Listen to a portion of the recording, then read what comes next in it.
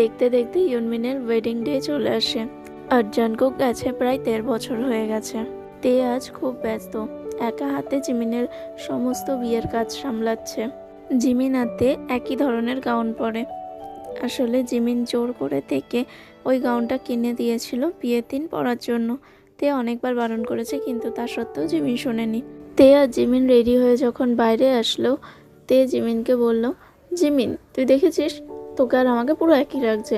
কার বিয়ে হচ্ছে কেউ বুঝতে পারবে না, এর জন্য আমি বলেছিলাম এই ড্রেসটা আমি পরবো না। তুই দাঁড়া 2 মিনিট, আমি চেঞ্জ করে তেতে আমি তোকে এটা কিনে দিয়েছি আর এটাই তুই পরবি। এটা আমার শেষ কথা, না হলে আমি কিন্তু বিয়ে করতে যাব না। আচ্ছা ঠিক আছে বাবা, ঠিক আছে চ। মানে রাগ একবারে নাকের গোড়ে রেখে দেয়। উফ, চল দেরি হয়ে যাচ্ছে।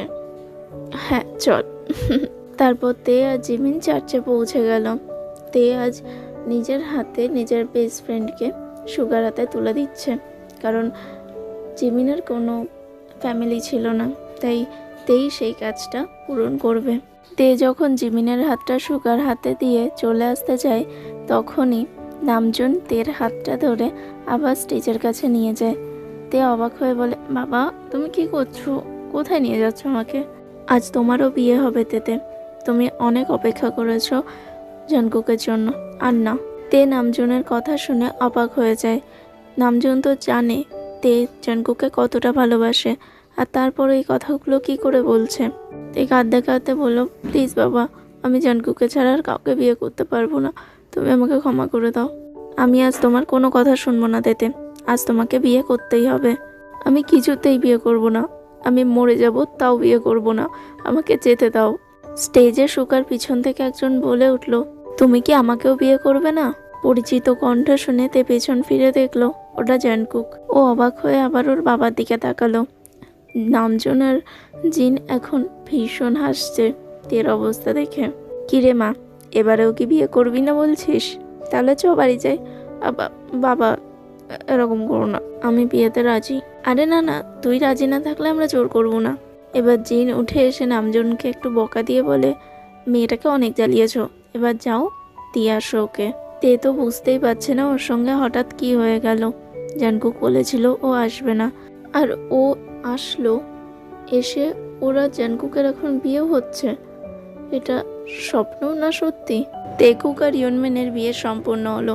তে তো এখনো বুঝতে পারছে না জাঙ্কুক কখনই বা আসলো, আর ওদের বিয়েটাই বা কখন ঠিক হলো। আর ওরা সবাই জানে, তে কি করে জানে না? সমস্ত কিছু নিয়ে জাঙ্কুকের ওপর একটু রেগেই ছিল তে। সুগা জিমিনকে নিয়ে ওর বাড়ির উদ্দেশ্যে চলে যায়, আর তেকে নিয়ে জাঙ্কুক যায় জন মেনশনে। জিমিন সুগার অপেক্ষায় ওদের বেডরুমে বসে আছে। কিছুক্ষণ পর সুগা আসে।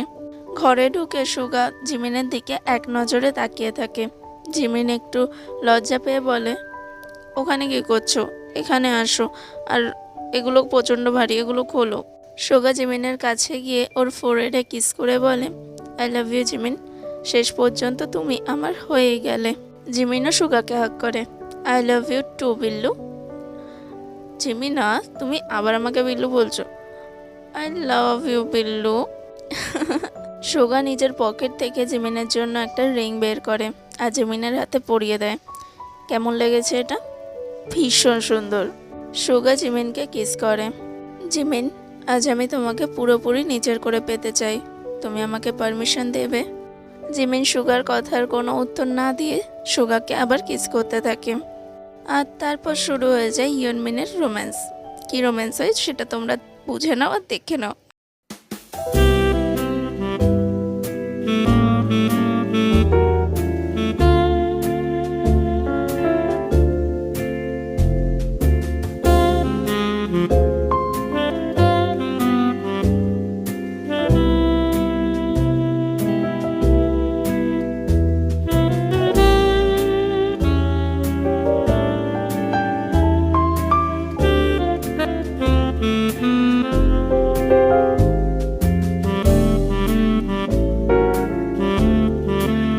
আরে ব্যাস ব্যাস, আর কত দেখবে, চলো এবার দেখে আসি তেকুকরা কি করছে। ঠারকি আরবি। তেতে তেতে প্লিজ আমার কথাটা তো শোনো। তেতে তেতে দরজাটা খোলো প্লিজ। তেতে বাবু, তুমি আমার পুরো কথাটা শোনো প্লিজ, তারপর আমার উপর রাগ করো। আমার সঙ্গে কথা না বলে থেকো না প্লিজ। অনেক দিন তোমার অপেক্ষা করেছি। দরজাটা খুলে দাও বাবু, প্লিজ। তেতে তে দরজাটা খুলে দেয়, কিন্তু জানকুকের সঙ্গেও একটা কথা বলে না। ও দূরে চলে যেতে গেলে জানকুক ওর হাত ধরে টেনে ওকে জড়িয়ে ধরলে তে ওকে বলে, ছাড়ো জানকুক আমাকে, ডোন্ট টাচ মি। না, আজ আমি তোমাকে কোথাও যেতে দেবো না। এতগুলো দিন আমি তোমার থেকে দূরে ছিলাম, আর এক মুহূর্ত তোমার থেকে দূরে থাকতে পারবো না। তেতে, আমি জানি তুমি আমার উপর রেগে আছো, কিন্তু আমাকে এক্সপ্লেন করার সুযোগ তো দাও একটা। আমার সব কথা শোনো প্লিজ। তে একটু শান্ত হলো। জানকুক বুঝলো তে ওকে বলার জন্য সুযোগ দিচ্ছে। তে মুখে কিছু না বললেও জানকুক বুঝে নেয় তে কখন কি বলতে চাইছে। তাই জানকুক বলা শুরু করলো, আমি যাওয়ার পর যখন তোমার শরীর খারাপ হয়ে গেছিল, তখন আমি নিজেও চলে আসতে চেয়েছিলাম, কিন্তু কিন্তু কোনো উপায় ছিল না আমার ফেরত আসার। তাই জন্য আমি তোমার সঙ্গে ফোনেই কথা বলতাম।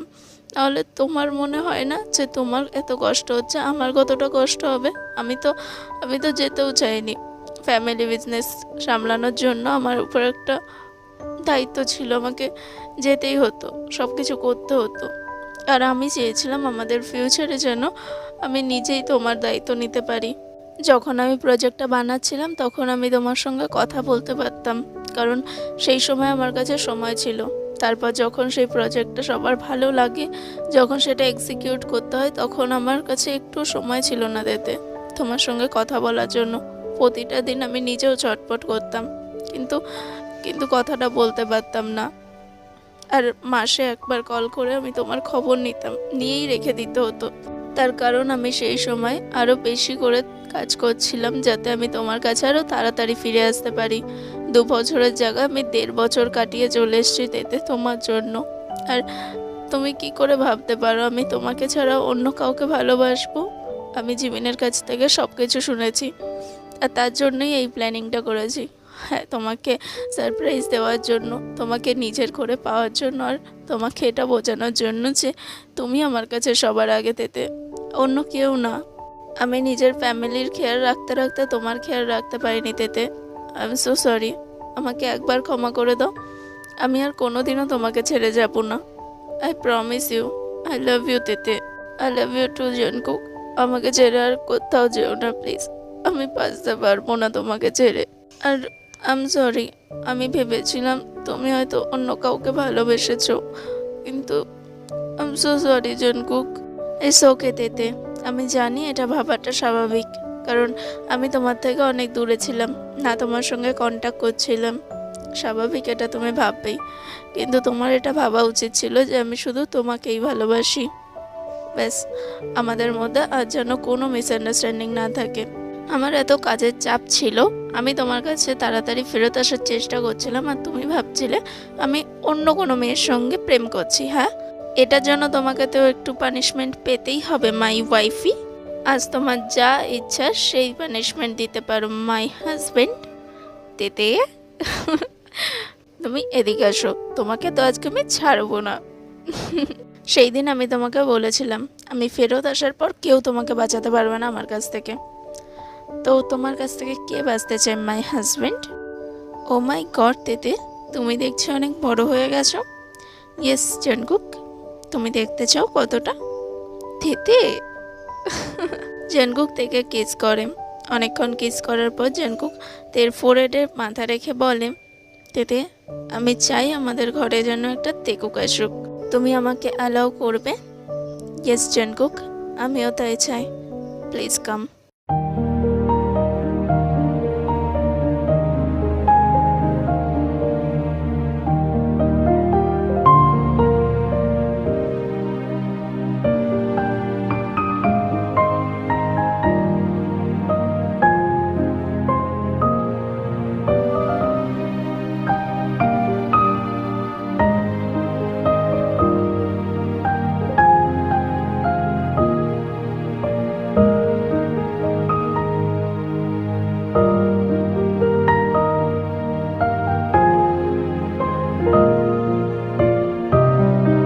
সো ওকে আর মিস, এখানেই আমি আমার গল্পটা শেষ করছি। ওদের কেমন লাগলো প্লিজ আমাকে কমেন্টে জানিও। ভালো লাগলে লাইক, শেয়ার আর কমেন্ট করতে ভুলো না। Love you so much. Bye by.